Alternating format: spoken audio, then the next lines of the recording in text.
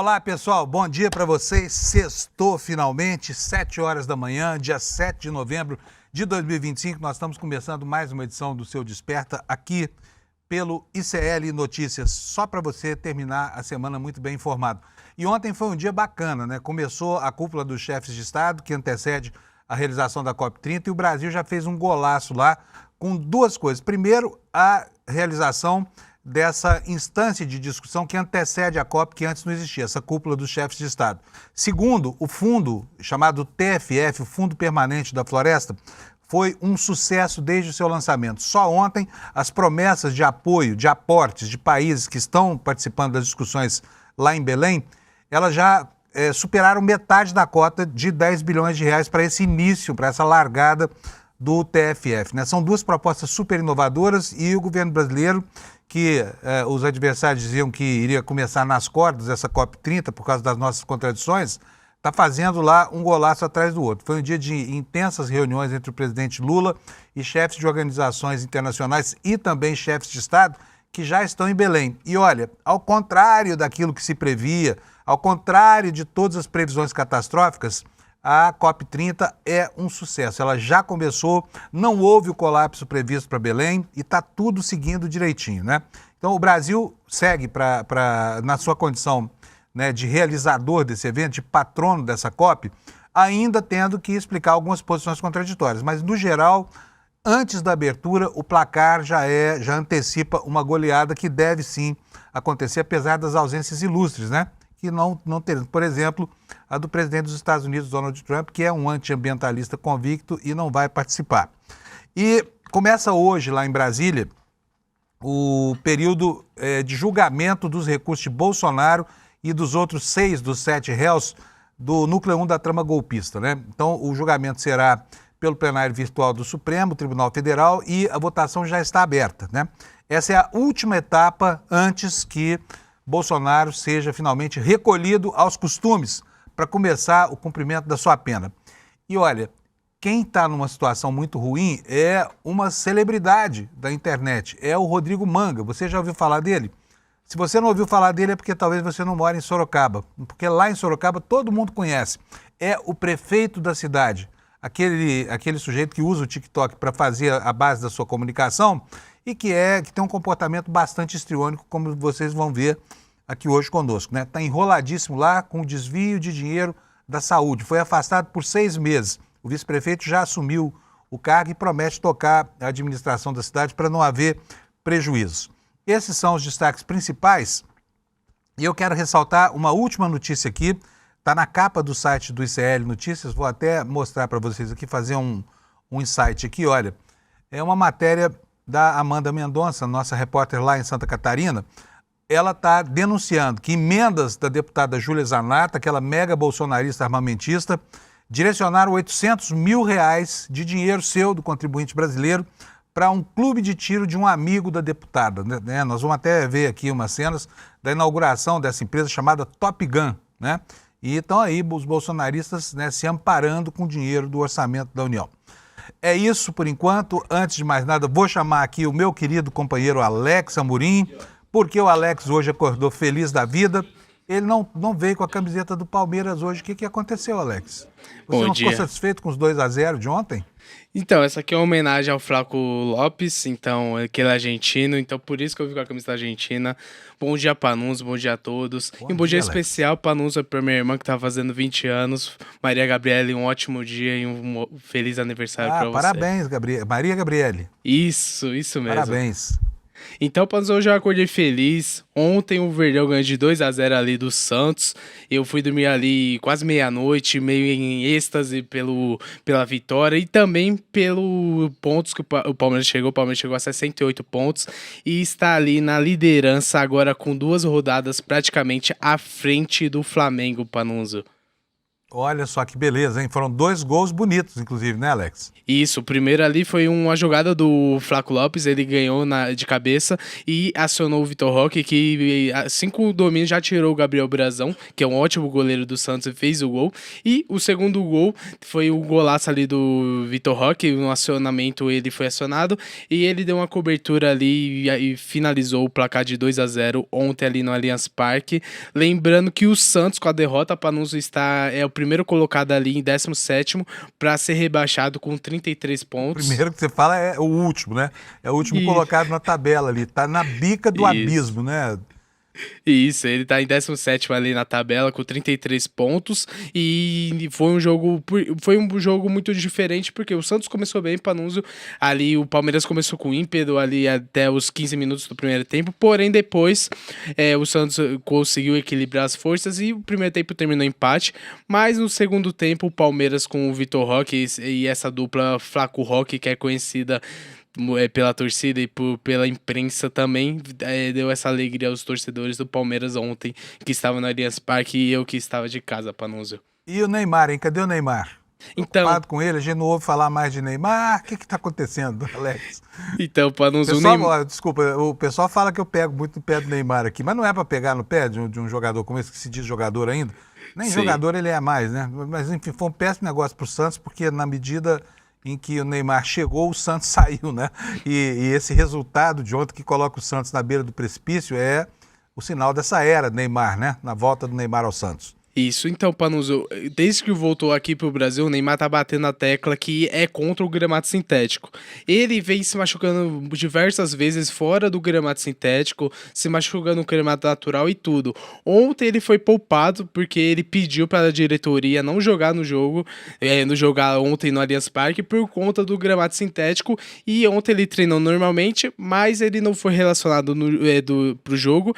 Teve até a diretoria ali, a comissão técnica queria que o Neymar estivesse presente ali no Allianz Parque, mas ele teve algum evento com um patrocinador, então os patrocinadores estão acima do clube e ele nem foi no Allianz Parque. Óbvio, muito melhor ganhar o dinheiro do que jogar a bola, né? Sim. Me espanta ainda ter patrocinador para esse cara, não joga nada. Enfim, ele não jogou e o Santos perdeu. Se tivesse jogado, ia perder também e vai ser rebaixado. O Santos está na bica de ser rebaixado aí. É uma pena, porque o Santos tem uma torcida grande que deve estar muito decepcionada com o que está acontecendo com o clube, né? Sim, o Caio Marinato, o Chico Sá devem estar tristes hoje. Eu estava até conversando aqui com o Caio. Isso é uma treta interna, viu, gente? Caio Marinato e Chico Sá é treta interna aqui, das boas. São santistas, mas eu creio que o Santos tem a oportunidade, tem alguns confrontos diretos ali contra a Juventude e Sport, então tem a chance de escapar, mas vamos aguardar o andamento do Campeonato Brasileiro, Panunzio. Eu senti um veneninho assim, seu, desse vamos aguardar aí. Em todo caso, vamos aguardar, né? Isso mesmo. Muito e antes, bom. Panunzio, antes de finalizar, teve ontem também Fluminense e Mirassol 1-0 Fluminense. Teve o clássico ali entre Ceará e Fortaleza 1-1. E também teve o Palmeiras 2, Santos 0. E caso você queira verificar a tabela ou informar para algum amigo de trabalho, algum colega próximo, está aí, tira um print, a gente consegue ver o Santos ali em 17º com 33 pontos, Panunzio. E quem tá lá em primeirão? Palmeiras com 68 pontos. E o Flamengo com? 65. Eita, nós. Vamos ver, hein? Vai ser uma briga boa até o final, hein, Panunzio? Vamos nessa. Final de Libertadores aí, né? Sim. Também. Dia 29 de novembro, às 6 horas da tarde, o horário foi alterado. Eu já estou ficando ansioso. Panunzio, eu sonhei de ontem pra hoje que o Palmeiras ganhava essa final por 3-0. Vamos conferir daqui a pouco, depois da final. Final dia 29. Aparece aí, Alex. Cadê você? Sumiu? Volta aí, dia 29, né? Lá em Lima, no Peru. Isso mesmo, dia 29 em Lima, no Peru, Panunzio. E me conta uma coisa, as negociações para tentar trazer esse jogo para o Brasil não deram em nada ainda? Eu acho que não vai dar em nada, Panunzio, porque é algo mais político ali entre as entidades e tudo. Eu acho que vai manter ali em Lima e Peru. Pode ser que nas próximas edições a CBF tenta trazer a final aqui para o Brasil, porém eu acho que é meio difícil, já que resta apenas 3 semanas ali para essa final, Panunzio. Beleza, Alex. Maravilha. Boa sexta para nós, né? Bom programa para você aí. Gente, vamos começar falando da meteorologia, como faço todo dia aqui. O mapa hoje tá rajado, tá bonito pra caramba o mapa do Brasil, todo colorido aí, ó. É uma pena que essas áreas aí, quanto mais coloridas, pior é a notícia, né? para quem gosta de sol escaldante no céu e tudo mais, não. Toda essa faixa em verde aqui que sai lá da cabeça do cachorro e vem até o litoral do Espírito Santo e da Bahia. Chuva pesada hoje, né? Na faixa verde que circunda essa faixa verde mais escura, nós teremos chuvas também.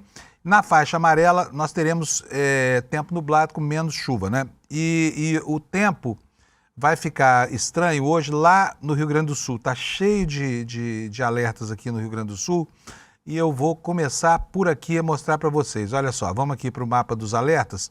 Temos aqui, olha, um alerta de chuvarada no oeste baiano e também no norte de Minas. Outra faixa grave aqui no Rio Grande do Sul, olha, com 3 alertas diferentes, tá?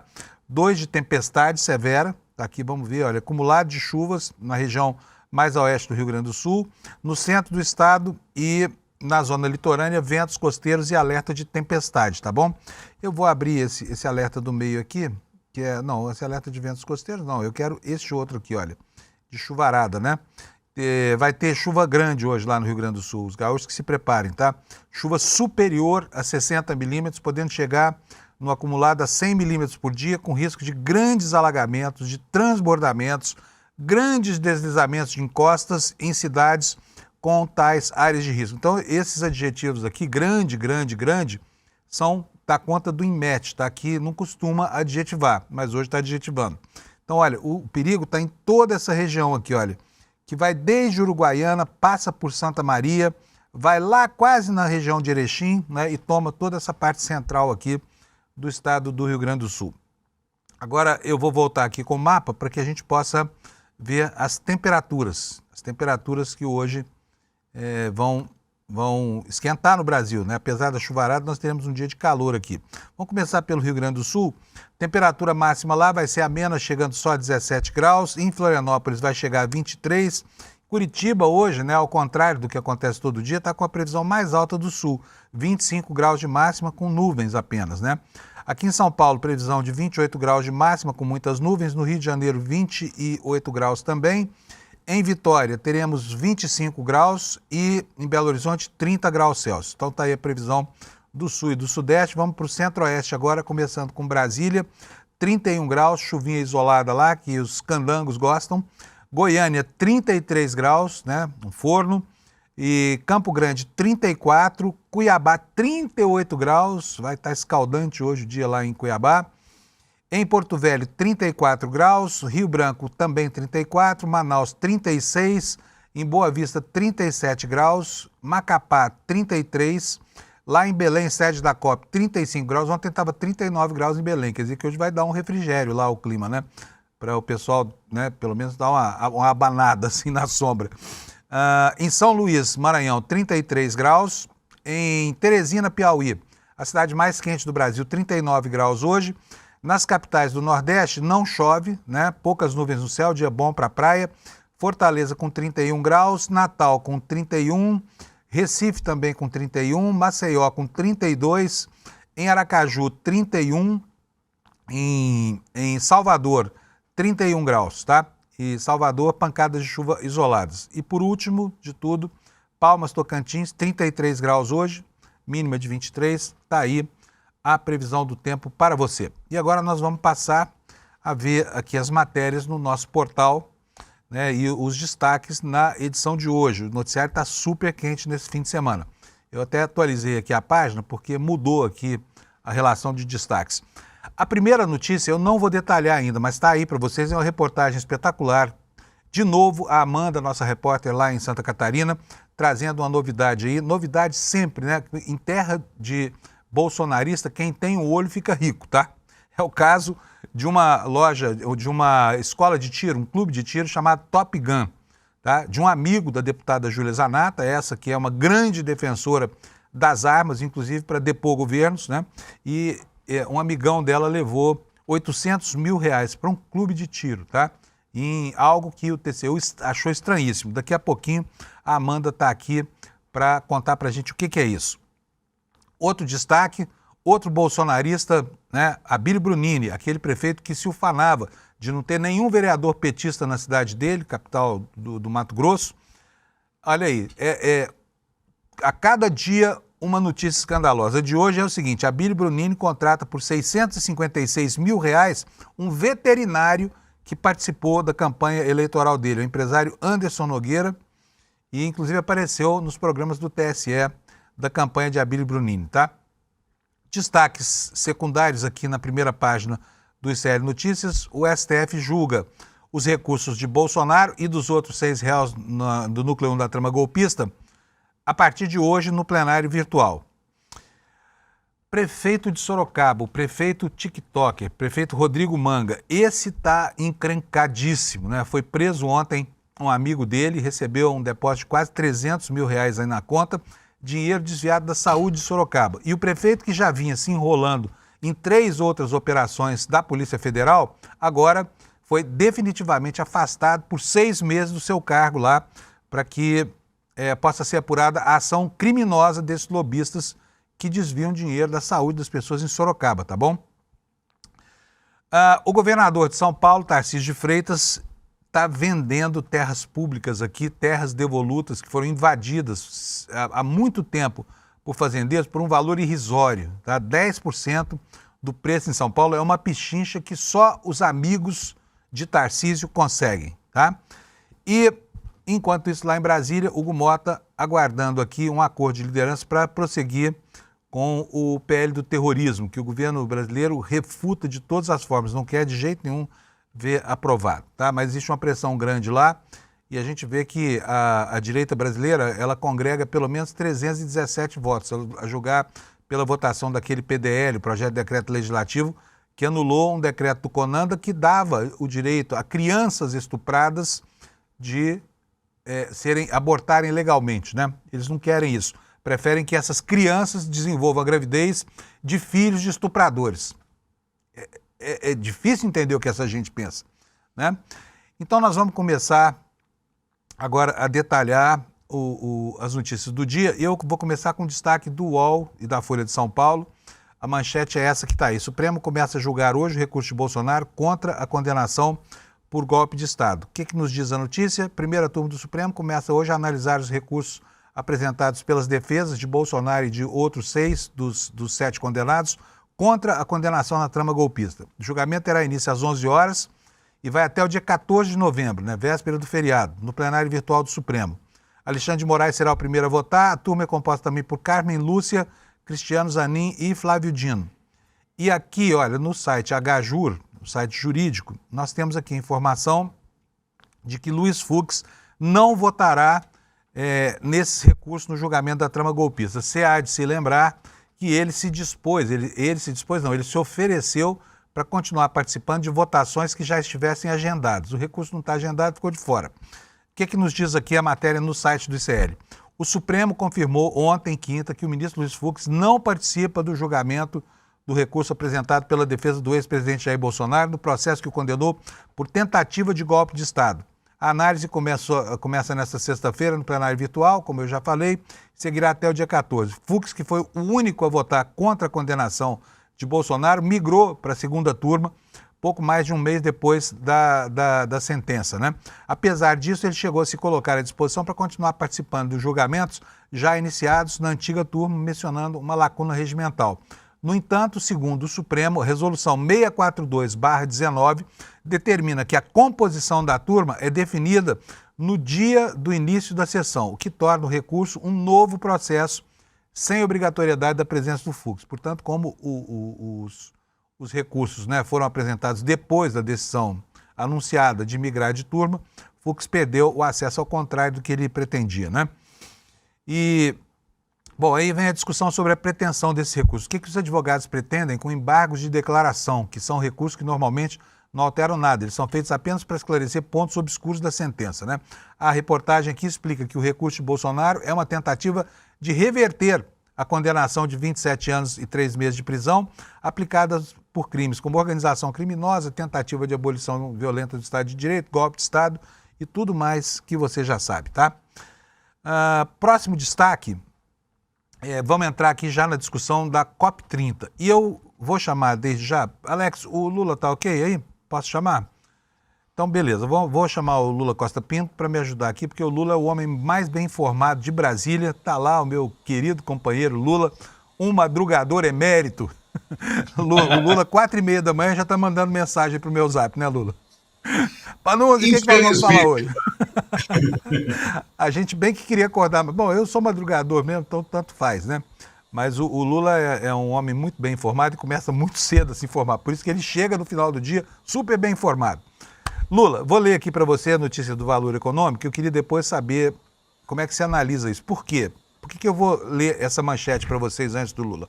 Porque havia uma expectativa de que o Brasil fosse se enrolar nas próprias contradições e seria um anfitrião muito complicado na COP30. E ontem já saiu dando de goleada aí, né, com a apresentação do tal do TFFF, que é o Fundo da Floresta para Sempre. É um nome curioso, é uma sigla em inglês. E o presidente Lula conseguiu encontros interessantíssimos. Inclusive, está aí a informação que esse fundo de florestas já conseguiu preencher metade da meta. Hein? Horas depois do anúncio, já tinha promessas suficientes de aportes de 5,5 bilhões de reais. É o que está noticiando aí o jornal Valor Econômico para uma meta, né, pretendida de 10 bilhões de reais, o que se implica que ao longo dos próximos dias essa meta pode ser inclusive superada, né, Lula? Começamos bem, não houve a tragédia que se esperava nas hospedagens em Belém, houve problemas, mas a tragédia que se esperava não houve, né, Lula? Isso, Fábio. A COP30, do ponto de vista político para o Brasil, já é um sucesso, né? E do ponto de vista político interno para o presidente Lula, para o governo, também é um sucesso, porque ela está acontecendo. Hoje se encerra a presença dos chefes de Estado em Belém e depois que eles saírem, começam as reuniões de trabalho que se estendem por toda a semana que vem, que vão definir os compromissos fundamentais. Agora, esse Fundo para a Floresta Tropical para Sempre, o TFFF, né, da sigla em inglês, é um sucesso retumbante e é uma criação própria, nativa, original do governo brasileiro, do presidente Lula, da diplomacia brasileira. O que é esse fundo? E por que ele é uma vitória tão retumbante a existência dele e o início das adesões pesadas que começaram com a Noruega dos países dos países ricos, né? Esse fundo ele tem uma diferença não pouco sutil com o passado. Ele vai financiar povos locais, ele vai financiar a manutenção da floresta em pé em todas as florestas tropicais do mundo e dando resultado financeiro aos seus investidores. Os países que estão fazendo aportes para esse fundo não estão dando dinheiro para projetos a fundo perdido que serão executados nas áreas tropicais. Eles estão fazendo um investimento e terão retorno eterno sobre esse investimento, retorno financeiro e retorno em créditos de carbono nos programas que vierem a ser criados no futuro.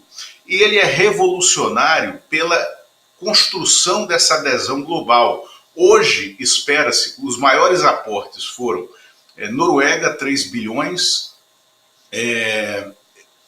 França, 500 milhões de dólares, né? Brasil se comprometeu com 1 bilhão de dólares, Indonésia se comprometeu com 1 bilhão de dólares, né? Mas hoje espera-se que a Alemanha faça o anúncio de um aporte que pode chegar a 2 bilhões de dólares. Espera-se também aportes muito significativos da Arábia Saudita, de países do Oriente Médio, de Emirados, né, produtores de petróleo, sobretudo da China. Espera-se um aporte significativo da China, que está com um comparecimento muito suave ainda nesta COP, e a China tem um papel central pelo antagonismo com os Estados Unidos. O Donald Trump não veio, né? E além de não ter vindo, ele criou com essa disputa bélica no Caribe, com a Venezuela e a Colômbia, né? Ele criou um problema regional. Então, espera-se que os Estados Unidos tenham um antagonismo muito mais forte e pesado também da China, com um anúncio de um aporte decisivo para esse fundo que o Brasil criou e que, do ponto de vista da preservação da floresta, ele é revolucionário. E ele é, em si, um sucesso, ou a prova do sucesso dessa COP30, que pode avançar muito mais, porque os números que serão divulgados do aquecimento global na semana que vem, eles são preocupantes, eles são alarmantes. A Terra viverá em 2025 o segundo ano seguido, consecutivo em toda a história, de ultrapassagem daquele limite de aquecimento acima de 1,5 graus Celsius, né, em relação à era pré-industrial. E se estima agora que, se nada for feito de maneira mais forte e decisiva, a partir de hoje, a partir deste ano, a partir desta COP, a gente chegue, ou talvez não chegue, né, ao fim deste século com um aquecimento superior a 2,35 graus Celsius, o que inviabiliza a vida sobre a Terra. Tomara que não chegue a esse quadro assustador que está vindo aí no nosso horizonte, hein, gente? Já está, porque nós temos visto nos últimos dias os climatologistas do mundo inteiro avisando que o patamar de 1,5 graus ou já foi ultrapassado ou está na iminência de ser ultrapassado, dependendo da metodologia, né? Quero mudar de assunto, nós já falamos bastante sobre a COP, Lula.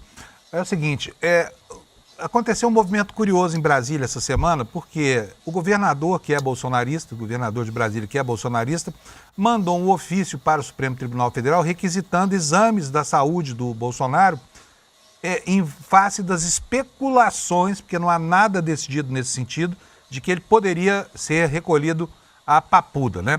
E ontem a Câmara Legislativa do Distrito Federal, como mostra essa reportagem aqui do G1 lá no DF, bota para nós na tela, obrigado, Alex. Após o pedido sobre Bolsonaro, os deputados distritais, que são os deputados estaduais lá do Distrito Federal, querem que o governo do DF mande fazer uma avaliação médica para todos os detentos da Papuda. A pergunta que a Comissão de Direitos Humanos está se fazendo mas por que o governador só se preocupou disso com relação ao Bolsonaro, que é a hora de Bolsonaro, sabe? E estão pedindo para que todos os presos tenham um exame de saúde, afinal de contas, direitos iguais. Por que o Bolsonaro tem mais direito que os demais? Conta para nós, ô Lula, como é que começa essa última fase antes do aprisionamento de Bolsonaro? E eu queria saber se você tem mais informações sobre essa injunção do Ibanez para tentar dizer para o Supremo, olha, não traga ele para Papuda, deixa ele em casa mesmo. Bom, Fábio, primeiro vamos começar por um dado que as pessoas não fizeram ainda a ligação, né? O julgamento dos recursos se inicia hoje às 11 horas da manhã. O ministro Alexandre de Moraes vai depositar ainda hoje, nesta sexta-feira, o voto dele em relação aos recursos. Ninguém duvida que esse voto será pela rejeição de todos os recursos, de todos os apenados, inclusive o Jair Bolsonaro, né? E depois disso, os demais 3 ministros, porque, como você muito bem falou aqui, o ministro Fux não votará, serão 4 votos nesse julgamento, e a expectativa é que todos os recursos sejam rejeitados por 4-0, né? E depois desse julgamento, que se encerra teoricamente no dia 14, sexta-feira, mas pode ser encerrado antes, caso todos os ministros votem antes, inicia-se o prazo para o segundo bloco de recursos.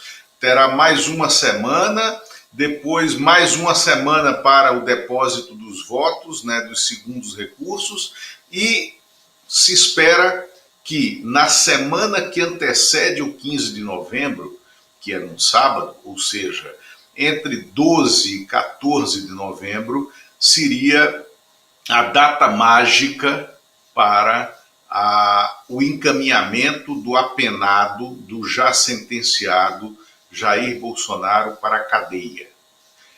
O ministro Alexandre de Moraes já pediu um parecer sobre os locais possíveis de prisão, e um deles, o mais evidente, até porque Jair Bolsonaro não tem curso superior, foi presidente da República, não tem curso superior, não tem direito à cela especial nesse nosso ordenamento jurídico que cria esse direito, não foi ainda julgado pelo Supremo Tribunal Militar, né, pelo Superior Tribunal Militar, e não tendo sido julgado pelo Superior Tribunal Militar, não foi designado para ele nenhuma cela militar. Então, ele terá que ser tratado como todos os mortais, como todos os comuns no Brasil. E o que é incomum é essa manifestação do governo do Distrito Federal, que foi indeferida liminarmente pelo ministro Alexandre de Moraes, justamente com essas mesmas razões dos deputados distritais de oposição aqui no Distrito Federal. Por que tratar Jair Bolsonaro como um diferente? Por que questionar a capacidade de Apapuda, que recebeu os presos, né, justamente ou injustamente, do caso do mensalão anterior mesmo à Lava Jato, né, que recebeu em suas celas aqueles presos, que recebeu, por exemplo, o ex-senador Luiz Estevão, hoje empresário, dono do site Metrópolis, em Brasília, maior empresário da comunicação em Brasília e de outros ramos. O Luiz Estevão esteve na Papuda, aonde ele reformou alguns blocos lá na Papuda. Você teve presos na Papuda ex-ministros, ex-senadores, ex-deputados que estiveram naquelas celas e que cumpriram as suas penas normalmente, inclusive alguns desses apenados, justamente ou injustamente, no mensalão, mas que tinham graves problemas de saúde e que usaram o sistema da própria Papuda. E por que seria diferente em relação ao Bolsonaro? Eu vejo que há uma discordância. Agora de manhã mesmo, a senadora Damares Alves, né, que é daqui do Distrito Federal, entrou com um recurso já pedindo ao Alexandre de Moraes o direito de fazer visitas regulares a Jair Bolsonaro na Papuda. Então ela já, para acabar com esse desastre de imagem que o próprio Ibanez Rocha criou para ele, né, a Damares se antecipou e disse: opa, eu quero ir para Papuda, que é já para criar o fato, né, e ficar alimentando essa polêmica em ano eleitoral. Mas tem um dado, Fábio. Você ouviu falar essa semana de PL da dosimetria? Uhum. Não, nem eu. Zero. Né? Sumiu o Esse assunto, que é a chamada flor do recesso, né, sumiu completamente da pauta. Não existe PL da dosimetria, não existe anistia. O Bolsonaro foi julgado num processo democrático, jurídico, dentro da lei e da norma, teve todo o amplo direito de defesa, apresentou uma defesa pedestre, né, para os crimes que lhe eram imputados, foi condenado e está tendo seu processo terminado dentro do rito absolutamente legal, e ficou provado que aquela flor do recesso, né, da anistia ou do PL da dosimetria, era uma quimera de Brasília e se desmanchou no ar e não conseguiu tirar do túmulo, né, o Michel Temer e o Aécio Neves, que até tentaram, mas Aliás, morreram na praia. afundou mais ainda nessa cova rasa aí, onde eles estão, né? Onde jazem esses cadáveres da política insepultos que de vez em quando ressuscitam.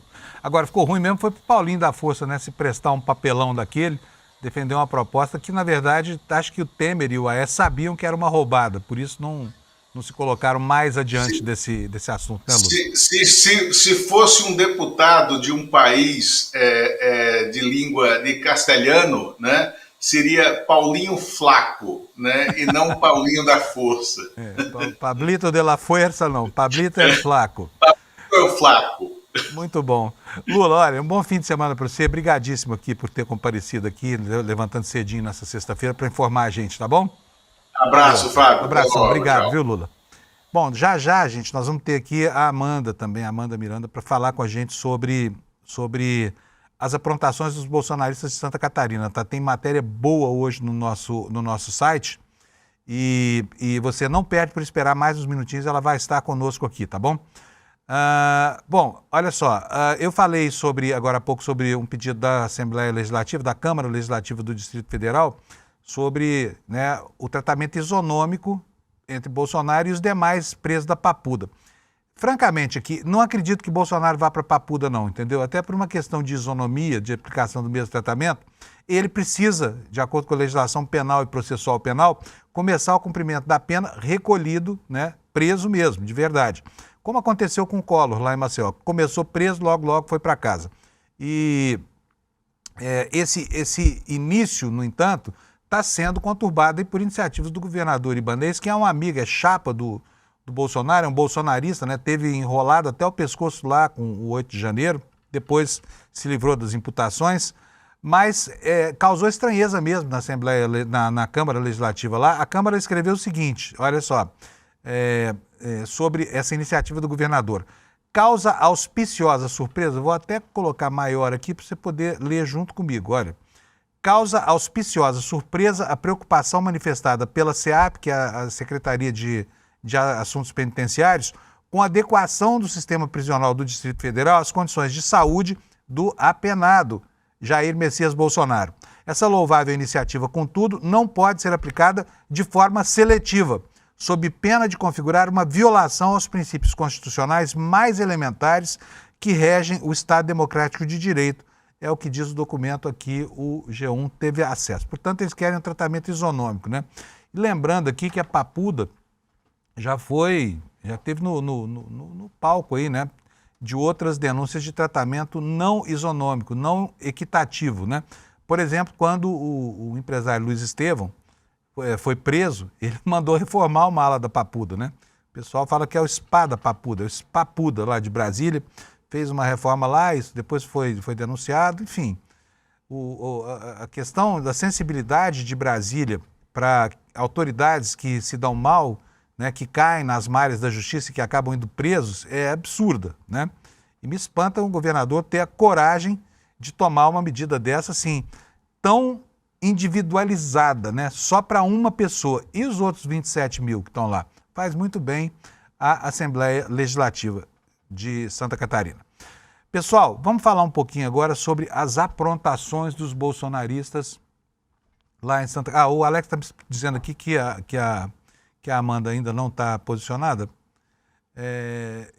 Nós já vamos chamar ela. Então, eu vou começar aqui a trazer o assunto para vocês.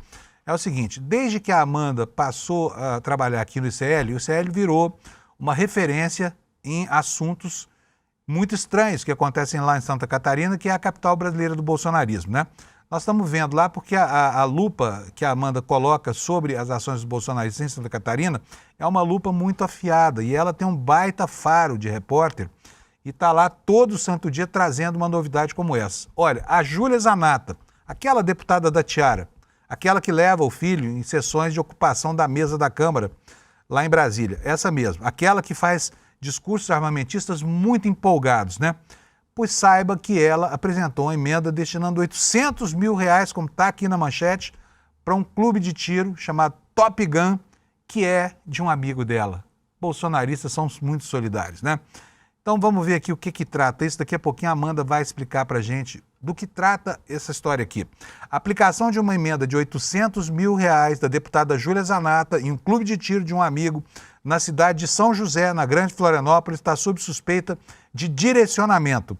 A auditoria finalizada pelo Tribunal de Contas de Santa Catarina sugeriu um encaminhamento para a Polícia Federal e para o Ministério Público Federal diante da gravidade do que foi encontrado ali. Há indícios de que a Prefeitura tem imposto regras seletivas, tá? Para que a empresa, que se chama Top Gun, como eu falei, com quem a parlamentar tem relações, fosse contemplada por essa maravilha, né, de R$800 mil assim no colo desses empresários. Irregularidades desde os estudos pré-licitação até a seleção do clube aparecem na análise do Tribunal de Contas de Santa Catarina, em uma ação integrada com o Tribunal de Contas da União. Os indícios vão desde leniência até fragilidade na vistoria de qualificação técnica do clube. Além disso, o órgão aponta a possibilidade de conluio entre duas empresas do mesmo ramo e a adulteração de documentos no processo realizado para a contratação da Guarda Municipal. A avaliação, que faz parte do trabalho coletivo de tribunais de contas do Brasil, traz mais de 200 tópicos com problemas relacionados só à aplicação dessa emenda. O relatório de instrução do TCE de Santa Catarina sugere que os fatos podem caracterizar improbidade e aponta para a ocorrência de crime previsto no Código Penal, a frustração do caráter competitivo da licitação, fraude à licitação. Alex, a Amanda já está posicionada? Beleza, então vamos colocar a Amanda aqui conosco no vídeo. Amanda, bom dia. Parabéns mais uma vez aqui para começar o dia aqui. A gente já começa o dia falando parabéns para Amanda. Tudo bem, Amanda? Obrigada, querido. Que diabo de coisa é essa que está acontecendo aí com a Júlia Zanatta? Mas eles não são tão moralistas, não falam tanto que não há corrupção entre bolsonaristas e tudo mais? Destrincha para nós, Amanda, por favor.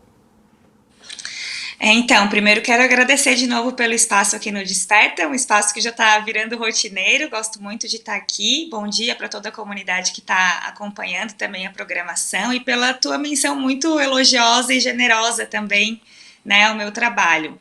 Fábio, essa história ela é muito, injusta, ela tá? beira o inacreditável. Obrigada. Essa história para mim ela beira o inacreditável, assim. E quando ela caiu no meu colo, e aqui eu quero fazer uma menção também ao trabalho incansável e muito relevante dos tribunais de contas no contexto dessa aglutinação. Esse relatório que eu tive acesso, ele na verdade está sendo feito por cada um dos estados que fazem parte de uma rede, que é a chamada Rede Integrar.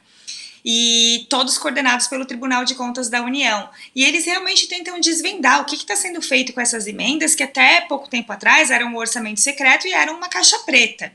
Então, esse trabalho que eu trago agora e que está reportado aí no site do ICL, na verdade, ele foi um trabalho completamente feito pelo TCE, com supervisão do TCU, e ao jornalista, nesse caso, só cabe dar visibilidade para esses achados. Em outros casos, eu descubro as coisas, mas nesse caso foi o TCE que descobriu tudo. E, na verdade, isso beira o inacreditável, porque todo o processo está coberto de irregularidades. A Júlia Zanatta, ela direciona uma emenda para a Prefeitura de São José para aplicar em cursos de instrução de tiro para a Guarda Municipal. Apenas uma empresa concorre no pregão eletrônico estipulado pela Prefeitura, conforme o regramento da Lei de Licitações, e essa empresa, olha só, ela é de um amigo da Júlia Zanatta, e não só de um amigo, como ela foi palco. A própria empresa que recebeu essas emendas e que deve receber mais verbas públicas, porque o valor global possível do contrato é de mais de 3 milhões de reais, ela foi palco de um evento político um dia depois da assinatura de um decreto do presidente Lula em 2023, em que ele começava a controlar aí o armamento da população, que no governo Bolsonaro foi completamente descaracterizado, né? A gente virou um país que cultuava as armas.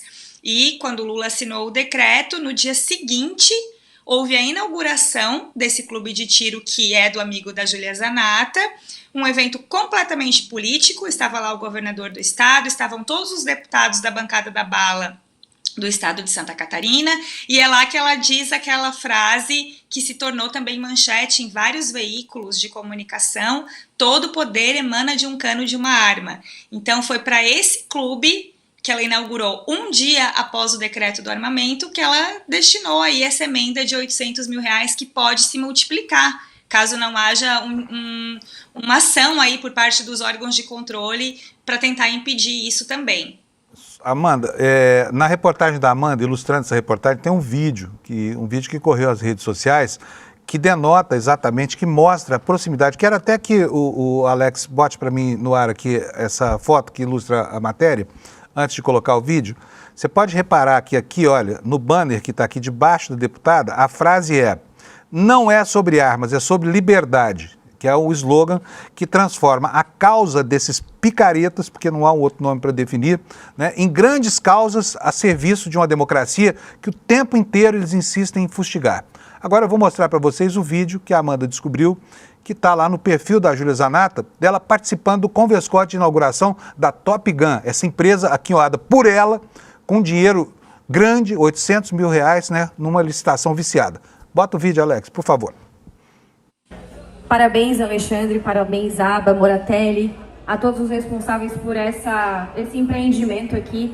E baita dia hoje para inaugurar, um dia depois do decreto genocida do Lula, que quer desarmar o cidadão de bem, que é algo que eles já planejam há muito tempo. Mas quem imaginou, anos atrás, que nós teríamos um clube de tiro, um empreendimento ou tantos clubes de tiro como nós temos hoje? Quem imaginaria que nós teríamos tanto brasileiro armado, capaz de defender a sua propriedade, a sua família e, mais do que isso, disposto a lutar? Então não adianta, pessoal, a gente ficar choramingando, chorando embaixo da coberta que nada vai acontecer, nada vai adiantar. Nós precisamos estar mais unidos do que nunca, trabalhar e sim, fazer barulho, porque numa guerra assimétrica não existe solução. Existe resistência e fricção, incomodar. E essa abertura hoje aqui desse clube incomoda sim quem está tentando barrar os nossos direitos. Por isso, a gente vai continuar mais unidos e mais firmes do que nunca na defesa da nossa liberdade, porque eles sabem que todo poder emana do cano de uma arma. Muito obrigada. Obrigado, deputada. É um absurdo. Assim, sabe? Como assim, dispostos a lutar? Estavam preparando a guerrilha de direita armada no Brasil, um grupo paramilitar a partir dessa... E aí, né, quando ela fala que toda luta exige fricção, ela esqueceu que tem também mecanismos de contenção, como esse que a Amanda citou para a gente, né? O Tribunal de Contas do Estado, que sem nenhuma arma derrubou um bando de pilantras com essa anotação negativa sobre essas relações promíscuas da deputada com a Prefeitura de São José, com esse clube de tiro, né, Amanda?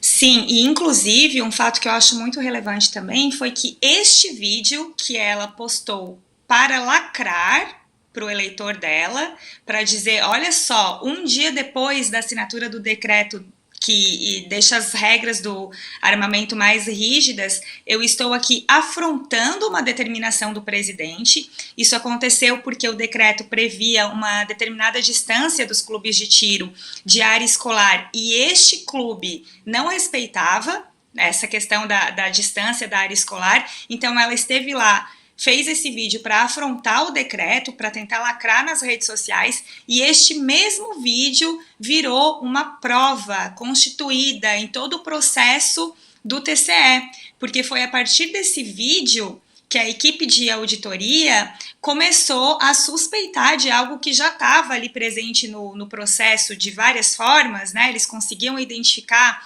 através da metodologia que existia uma possibilidade grande de direcionamento, mas com esse vídeo eles descobriram que existia uma relação de proximidade e amizade entre a deputada e os proprietários do clube.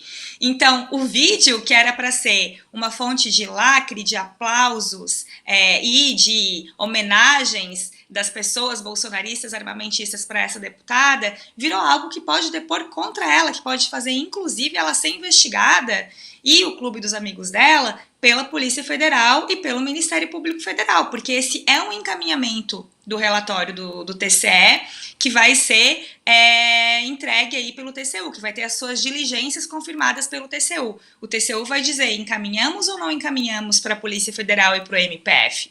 Mas com a consistência dos achados, como eu falei ali, são mais de 200 pontos enumerados de fragilidades, tem até adulteração em data de assinatura. São realmente achados muito graves, a ponto do TCE dizer, olha gente, isso aqui é caso de polícia, a gente precisa avançar nas investigações, porque não pode ser só uma questão administrativa de um furo num processo licitatório. Muito bom, Amanda. Parabéns de novo pelo seu trabalho. E só quero fazer mais uma perguntinha. Na treta do Carluxo, temos novidades de ontem para hoje, não?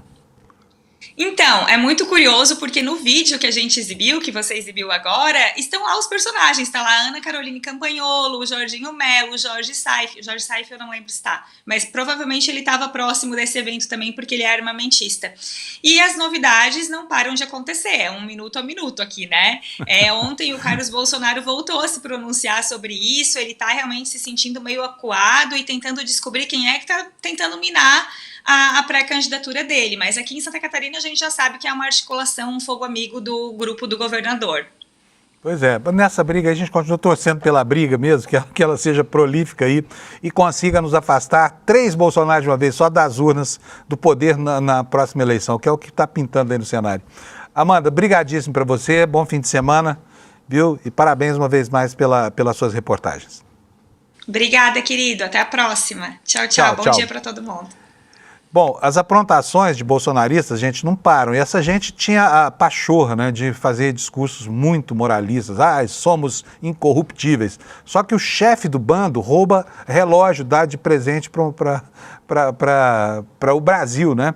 O chefe do bando só faz transações imobiliárias com dinheiro vivo. Então, os outros que estão subordinados a ele veem isso com muito bons olhos, né? Acham que tem que aprontar.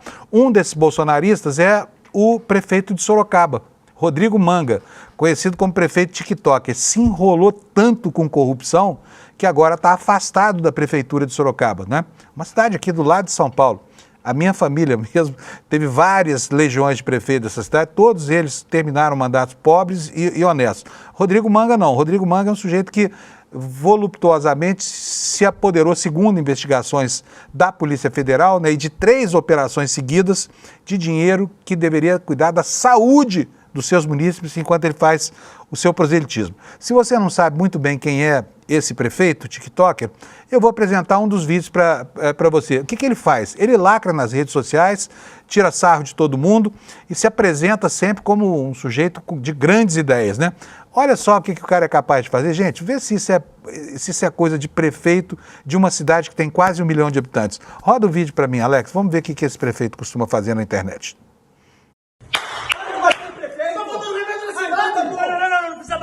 Agora na cidade de Sorocaba tem um projeto inédito. Se você chegar no posto de saúde e estiver faltando remédio por qualquer motivo, porque o fornecedor não entregou ou qualquer outro, você vai poder pegar a receita em qualquer farmácia da cidade credenciada com a prefeitura, pegar o seu remédio e a prefeitura faz o Pix para a farmácia. Assim a gente movimenta a economia e atende você, município, para não ficar sem os medicamentos de responsabilidades do município. Gostou dessa ideia? Isso é inédito. Compartilhe esse vídeo. Vem morar em Sorocaba. Vamos juntos fazer dessa cidade a melhor cidade do Brasil para se viver. Já começa em dezembro. Engraçado ele, faz cada coisa engraçada na internet, e aí vocês viram que ele estava tratando de saúde, né? Pois foi justamente aí mesmo que ele se enrolou. Olha aqui a manchete no site do ICL. PF prende amigo do prefeito de Sorocaba por depósito suspeito de 237 mil. O empresário ligado a Rodrigo Manga é acusado de operar o esquema de divisas na saúde e repassar dinheiro para quem? Para a conta da mulher desse prefeito TikToker. Vou ler aqui para vocês, matéria do André Fleury, do Francisco Lima Neto, da Folha Press, no nosso site. O empresário Marcos Silva Motti depositou 237 mil reais, olha, e uma curiosidade, hein? Em notas pequenas, parece nota de dinheiro de dízimo, né? Nota de 2, nota de 5, nota de 10 e 20, que segundo o relatório da inteligência financeira estavam úmidas, estavam mofadas, tinham mau cheiro. Valores caíram em contas bancárias de empresas em nome dele, que serviram, segundo a Polícia Federal, para esconder os recursos desviados da saúde das pessoas lá em Sorocaba, aqui pertinho de São Paulo. Motti foi preso nesta quinta-feira na segunda fase da operação Copia e Cola, que apura desvios na gestão do prefeito Rodrigo Manga, bolsonarista do Republicanos, que foi afastado do cargo também nesta quinta no âmbito da mesma investigação. Ele e Manga são amigos e muito amigos, segundo a Polícia Federal. O estado dessas notas depositadas em 2021 e 2022, revela aqui um trecho do inquérito, indica acondicionamento por certo tempo de maneira inadequada, sugerindo a ilicitude da sua origem. Quem é que guarda dinheiro em nota miúda, né, em um lugar mofado, úmido, né? É só quem está escondendo o dinheiro. Ou na sua carteira tem alguma nota mofada? Bom, a operação apura suspeitas de corrupção ativa e passiva, de peculato, que é desvio de dinheiro público, fraude em licitação, lavagem de dinheiro, contratação inadequada, etc, etc, etc. A Folha de São Paulo, advogados de morte afirmaram que a prisão é desnecessária, se deve a conjecturas e a especulações da Polícia Federal. E a defesa diz que ele sempre, aí o empresário, né? Ele sempre esteve à disposição das autoridades e já prestou esclarecimentos iniciais e, desse modo, trataremos desses pontos ao tribunal, que poderá compreender melhor os fatos. E o fato é que isso fez com que Rodrigo Manga fique afastado por 6 meses, que por si só já é uma vergonha, da sua caótica administração em Uberaba, tá? Bom, próxima notícia. Já falamos aqui da Zanata, vamos falar agora das aprontações de outro mega bolsonarista, o governador Tarcísio, que está dando terra para invasor, está dando de presente, assim, cobrando uma importância simbólica por terras que valem uma fortuna no noroeste do estado de São Paulo. Manchete no nosso site.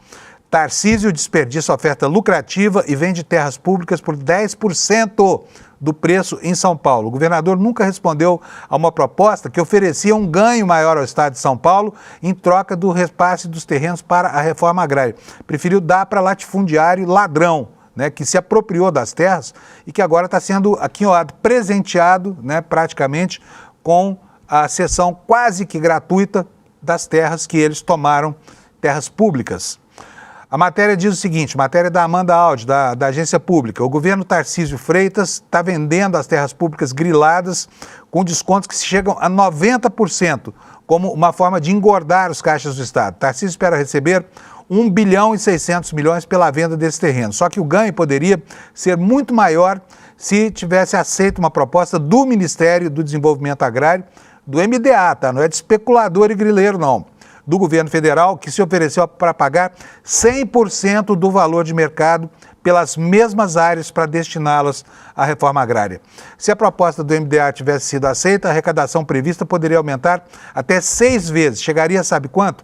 7 bilhões e 600 milhões. Ela será de 1 bilhão e 600 milhões. Considerando os descontos médios que vêm sendo aplicados nas transações, segundo estimativas da bancada do PT na Assembleia Legislativa do Estado de São Paulo. O governo Tarcísio disse que não recebeu até o momento nenhuma proposta formal sobre transferências de áreas públicas estaduais para o governo federal. No entanto, a tratativa foi formalizada em um ofício do MDA de novembro de 2023, em e-mails trocados ao longo de 2025 e em pelo menos 5 reuniões entre membros dos dois entes, segundo dados a que a agência pública teve acesso. Então está aqui essa vergonha que vem sendo denunciada, né? E vem sendo denunciada de maneira sistemática, né? Todo mundo está sabendo do escândalo. Depois baixa a Polícia Federal e os bolsonaristas vão falar que é perseguição religiosa, tá? Que é perseguição política. Antes de encerrar o jornal, tem aqui que citar 2 artigos que eu vou chamar a sua atenção e pedir para que você leia no site do ICL Notícias. Olha, o primeiro deles, a ABIN identificou 31 facções com poder para afetar a segurança nos estados. Essa matéria trata do seguinte: a Agência Brasileira de Inteligência apresentou na audiência desta quinta-feira, na Comissão Mista de Controle da Atividade de Inteligência, a SECAI do Congresso Nacional, um panorama atualizado do crime organizado no país. O coordenador da análise de conjuntura se chama Pedro de Souza Mesquita e o diretor de inteligência interna Esaú Samuel Lima Feitosa relataram que a agência está concluindo um mapeamento com 31 grupos com potencial de afetar a segurança dos estados, 3 deles com atuação nacional. Pedro informou ainda que o relatório está na fase final de elaboração, deve ser concluído até o fim desse ano, com a apresentação prevista para o início de 2026, tá? A outra matéria do Kleber que eu gostaria de chamar a atenção de vocês é essa aqui, olha só, um projeto que assegura verba bilionária para militares avança com aval do Congresso Nacional. O que trata isso? É o projeto de lei complementar 204/25, destinando 30 bilhões de reais para projetos estratégicos de militares nos próximos 6 anos, fora do teto de gasto imposto pelo arcabouço fiscal. A proposta segue agora para a sanção do presidente Lula. E aqui, só para finalizar, quero deixar aqui a minha opinião sobre isso. Quando o assunto é educação, o Congresso é absolutamente reativo. Quando o assunto são privilégios de militares e investimentos na área de segurança, aí tudo bem. Não tem arcabouço fiscal, não tem limite de gasto, não tem essa conversa mole sobre déficit público na gestão do petista, tá bom? Gente, chegamos ao final, sexta-feira, né? Quero lembrar vocês do lançamento do livro do Eduardo Moreira. É só um jogo, eu já disse aqui ontem, anteontem, estou te convidando de novo para esse lançamento que vai acontecer no domingo, né, dia 9, às 8 horas da noite. O livro do Eduardo é muito legal. Trata da teoria da simulação, a teoria super em voga aí entre os que gostam de especulações filosóficas bem calcadas na física e na matemática, né? Sobre uma possibilidade que se chama teoria da simulação ou teoria da Matrix. Não vou dar mais spoiler, mas eu acho que você não vai deixar de participar desse evento. Domingo, 9 da noite, a horinha da pizza, você já deixa aqui, olha, os seus dados aqui no icl.com.br/livro e aí a gente manda um lembrete para você entrar na live em que vai ser feito o lançamento do livro do Eduardo Moreira, tá bom? Pessoal, bom fim de semana para vocês, muito obrigado pela audiência ao longo da semana, eu volto na terça-feira, tá? Na terça-feira eu estou de volta aqui com vocês às 7 da manhã, mas o Desperta vai estar aqui na segunda às 7 da manhã também, tá bom? Bom dia, obrigado! Fala turma, 9 de novembro vou lançar online meu novo livro, É Só um Jogo, e se nada disso for real. Um livro que traz conceitos de filosofia, de física, de matemática e tem um mergulho, né, sobre essas questões existenciais e trazendo todo esse tema de inteligência artificial com as mudanças que o mundo está passando, que ninguém vai ficar igual depois de ler esse livro. Bora todo mundo pro lançamento, o livro vai estar num preço super especial e quem adquirir o livro no dia do lançamento vai ter ele autografado em casa. Abraço.